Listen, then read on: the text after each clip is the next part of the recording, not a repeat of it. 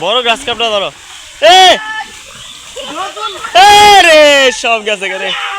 Hello guys, আসসালামু আলাইকুম। আমরা আমাদের পুকুরে এখন পর্যন্ত বড় কোনো জাল দিয়ে মাছ ধরি নাই। এর আগে আমরা বড়শি দিয়ে অনেক মাছ ধরা ট্রাই করছি, কিন্তু আমরা জানি না কেন যেন একটা মাছও বড়শি দিয়ে ওঠে না। তো আমরা এবার চিন্তা করলাম যে একটা জাল দিয়ে মাছ ধরবো আর দেখবো যে আমাদের পুকুরে আসলে মাছগুলার কেমন সাইজ হয়েছে। এর জন্য আমরা আমাদের গ্রামের একটা ছেলের কাছ থেকে আগে একটা জাল ধার করলাম এবং ওকেই বললাম যে তোমরা মাছ ধরে দাও আর আমরা দেখব যে মাছগুলোর সাইজ কেমন হয়েছে। আর যদি বড় কোনো মাছ পাই সেগুলো আমরা ধরে নিয়ে খাবো। যদিও আমরা আমাদের পুকুরে তেমন একটা খাবার দেই না, তারপরও আমাদের বিশ্বাস ছিল যে এই পুকুর থেকে আমরা বড় কোনো মাছ পাবো।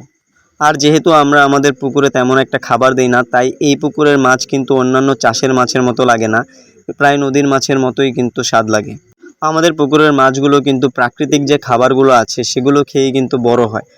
তো বলতে না বলতেই আমরা কিন্তু একটা বড় সাইজের মাছ ধরে ফেলেছিলাম, যদিও এটার ওজন সর্বোচ্চ 1.5 কেজির মতো হবে। তারপরও এই মাছটা কিন্তু ভালোই বড় হয়েছে, কারণ আমরা অনেক ছোট ছেড়েছিলাম। এই মাছটার প্রধান খাদ্য হচ্ছে ঘাস এবং লতাপাতা। আমাদের পুকুরের চারপাশে কিন্তু প্রচুর পরিমাণে ঘাস এবং লতাপাতা আছে, যেগুলোই কিন্তু ওরা লাফিয়ে লাফিয়ে খায় এবং খেয়ে খেয়ে কিন্তু এত বড় সাইজের হয়ে গেছে। এর থেকেও কিন্তু বড় সাইজের মাছ আমরা দেখতে পেরেছি, যেগুলো জালের উপর দিয়ে লাফ দিয়ে চলে যাচ্ছিল, কিন্তু এগুলো আমরা ধরতে পারতেছিলাম না। এছাড়াও ছোট ছোট অনেক মাছ কিন্তু উঠতেছিল, কিন্তু সেগুলো অবশ্যই খাওয়ার মতো ছিল না, যার কারণে আমাদের এগুলো ছেড়ে দিতে হয়েছে। এছাড়াও আমাদের জালে কিন্তু বড় বড় কার্পিও মাছ উঠেছিল, যেগুলোর প্রত্যেকটার পেটে কিন্তু ডিম ছিল। আর আমাদের পুকুরে যেহেতু প্রচুর পরিমাণে উদ্ভিদ রয়েছে, সেগুলোর উপরেই কিন্তু ওরা ডিম ছেড়ে দেয় এবং আমাদের পুকুর কিন্তু কার্পিও মাছের পোনায় পুরো ভরে যায়। এখানে যেসব চেলাপোলা মাছ ধরতেছিল তারা প্রত্যেকেই কিন্তু খুব এনজয় করতেছিল। এরকম দিন আসলে এখন দেখা যায় না।